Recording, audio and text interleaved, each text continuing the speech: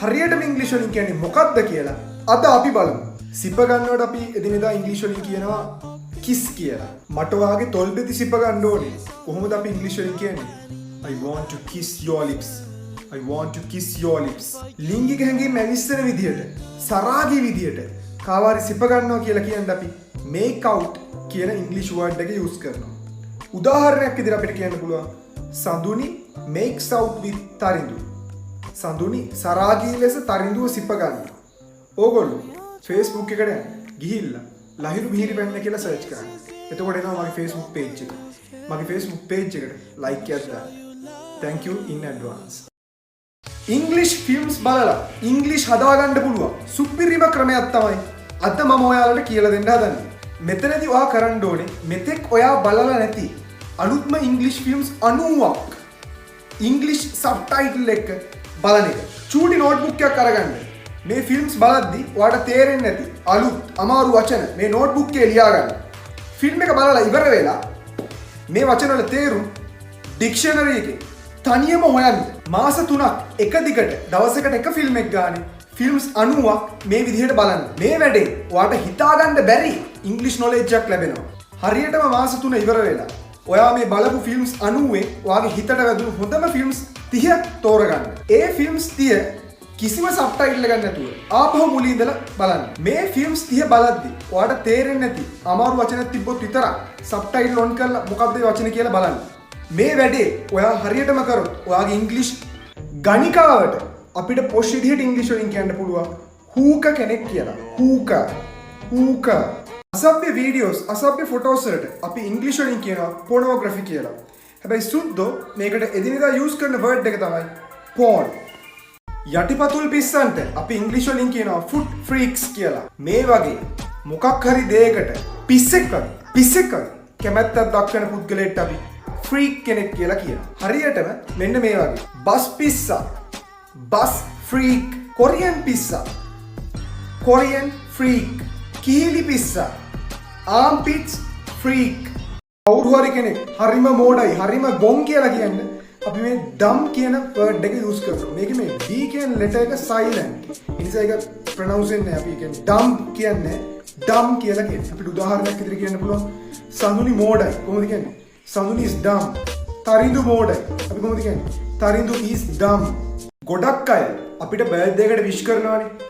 අද අපි බලමු ඒ හැමෝටම ඉංග්‍රීසි වලින් පොෂ් විදිහට ස්තුතිය පළ කරන්නේ කොහොමද කියලා. My birthday was made awesome by all of your wishes.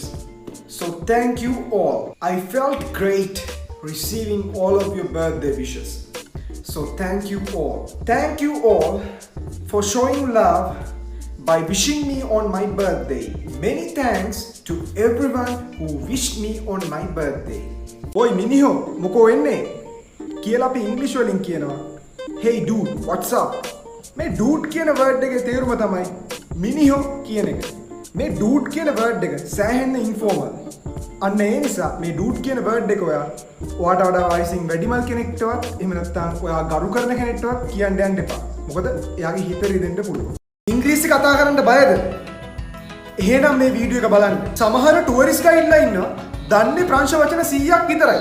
හැබැයි ප්‍රංශ ටුවරිස්ට්ලා ගයිඩ් කරනවා.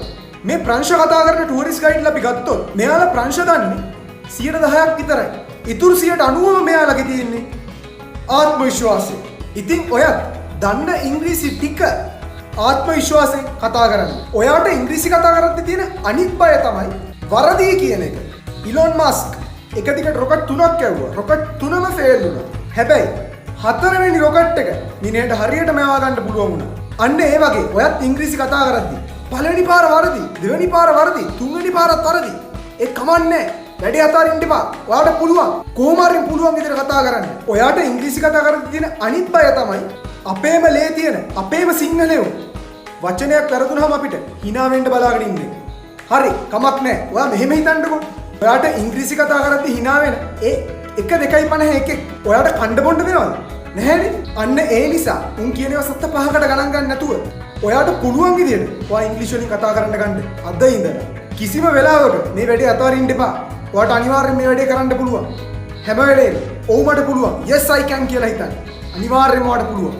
අනේ ඔබ ඵලයක් හොයන්න බැල්ලිගේ පුතා ආව මෙතන බැල්ලිගේ පුතා කියලා අපි කොහොමද ඉංග්‍රීසි වලින් හරියටම කියන්නේ son of bitch නෙමෙයි අපි හරියට මේකට කියන්නේ son of a bitch අද මම ඔයාලට කියලා දෙන්න යන්නේ ඉංග්‍රීසි හදා ගන්න පුළුවන් සුපිරිම TV series 5ක් ගැන ෆිල්ම් එකක් සාමාන්‍ය පැය දෙකක් විතර දිගයිනේ busy life එකක් ගත කරන කෙනෙක්ට පැය දෙකක් වෙන් කරලා ෆිල්ම් එකක් බලනවා කියලා කියන්නේ කරන්න අමාරු වැඩක් TV series එකක් ගත්තාම සාමාන්‍යයෙන් seasons තමයි තියෙන්නේ. මේ seasons වල සාමාන්‍යයෙන් episodes 10ක් විතර තියෙනවා. TV series වල තියෙන මේ එක episode එකක් උඩරිම විනාඩි 40ක වගේ පොඩි කාලයක් තමයි දිග. ඉතින් ඔය busy life එකක් ගත කරන කෙනෙක් නම් පැය දෙකක් වෙන් කරලා ෆිල්ම් එකක් බලන්න time නැත්තම් දවසකට විනාඩි 40ක් වගේ චූටි කාලයක් වෙන් කරලා මේ TV series එක episode එකක් බලන්න. ඒ විනාඩි 40ක පොඩි කාලේ ඔයාගේ ඉංග්‍රීසි හදා ගන්න වැඩේට සෑහෙන්න වැදගත්. මම දැන් ඔයාලට කියන්න හදන්නේ ඉංග්‍රීසි හදා ගන්න පුළුවන් සුපිරිම TV series 5ක නම්. Number 1 Friends. Number 2 The Big Bang Theory. Number 3 BoJack Horseman. Number 4 Breaking Bad. Number 5 Game of Thrones. මේ ටික බලන්න අනිවාර්යයෙන්ම ඔය කඩ හොඳටම පොලිෂ් එක. ඔයාගේ යාළුවන්ටත් බලන්න මේව ෂෙයා කරන්න. අනුන්ගේ කුණු හොයන්න නැතුව කරුණා කරලා තමුන්ගේ වැඩක් බලා ගන්නවද කියලා කොහොමද වැදගත් විදිහට ඉංග්‍රීසි වලින් කියන්නේ කියලා අද අපි බලමු. අපි කියනවා would you please mind your own business. එහෙම නැත්නම් could you please mind your own business. මොකක්ද මේ law of attraction කියලා කියන්නේ? කොහොමද අපි මේ law of attraction පාවිච්චි කරලා කඩ හදාගන්නේ කියලා අද බලමු. මේ විශ්වයේ යම්කිසි ශක්තියක් බලවේගයක් තියෙනවා. ඒ ශක්තිය බලවේගය අපේ ඇහැට පේන්නේ නැහැ. සහ ඒක විද්‍යාවට අහු වෙලත් නැහැ තාම. හැබැයි යම්කිසි ශක්තියක් තියෙනවා. ඒ ශක්තිය මේ වෙද්දි ඔයාට දැනිලා ඇති යම්කිසි විදිහකට. අන්න ඒ විශ්ව ශක්තියට අනුව ඔයා යම්කිසි දෙයක් ගැන ධනාත්මකව හිතුවොත් ඔයාට හම්බ වෙන්නේ ධනාත්මක ප්‍රතිඵල. සහ ඔයා යම්කිසි දෙයක් ගැන ඍණාත්මකව හිතුවොත් ඔයාට හම්බ වෙන්නේ ඍණාත්මක ප්‍රතිඵල. මෙන්න මේකට අපි කියනවා law of attraction ආකර්ෂණයේ නීතිය කියලා. උදාහරණයක් විදිහට ඔයා හිතුවොත් මම කොහොම හරි කාර් එකක් ගන්නවා මම අනිවාර්යයෙන්ම කාර් එකක් ගන්නවාමයි කියලා. මේ විශ්ව ශක්තිය විසින් මේ කාර් එක ගන්න හීනෙට ඔයාව ලං කරනවා. ඒ කියන්නේ කාර් එක ගන්න තැනට ඔයාපත් කරනවා. අන්න ඒ වගේ ඔයා හැම වෙලෙම හිතන්නේ "ඔව් මට ඉංග්‍රීසි පුළුවන්. මම ඉංග්‍රීසි කොහොම හරි ගොඩ දාගන්නවා. මට අනිවාර්යයෙන්ම ඉංග්‍රීසි කතා කරන්න පුළුවන්. ඔව් මට පුළුවන්." මෙන්න මේ වගේ ඔයා ධනාත්මකව හිතුවොත් ඔයාට ඉංග්‍රීසි පුළුවන් කියලා මෙන්න මේ විශ්ව ශක්තිය විසින් අනිවාර්යෙන් ඔයාට ඔයාගේ හීනෙට ලං කරනවා. ඒ කියන්නේ ඔයාට ඉංග්‍රීසි ලැන්ග්වේජ් එක කතා කරන්න පුළුවන් තත්ත්වයට පත් කරනවා. ඉතින් මේ දේ නිකම්ම සිද්ධ වෙන්නේ නැහැ. ඔයාට යම්කිසි කැපකිරීමක් කරන්න වෙනවා. ඉංග්‍රීසි ලැන්ග්වේජ් එක ඉගෙන ගන්න. ඉතින් ඔයා මහන්සි වුණොත් අනිවාර්යෙන් ඔයා හැම වෙලේම හිතුවොත් පොසිටිව් මට මේ වැඩේ කරන්න පුළුවන් කියලා. අනිවාර්යෙන් ඔයාට ඉංග්‍රීසි කොට දාගන්න පුළුවන් වෙනවා. අද මම ඔයාලට කියලා දෙන්න හදන්නේ පාතාල සීන් එකට සම්බන්ධ ඉංග්‍රීසි වචන කිහිපයක්. පාතාලයට අපි ඉංග්‍රීසි වලින් කියනවා underworld.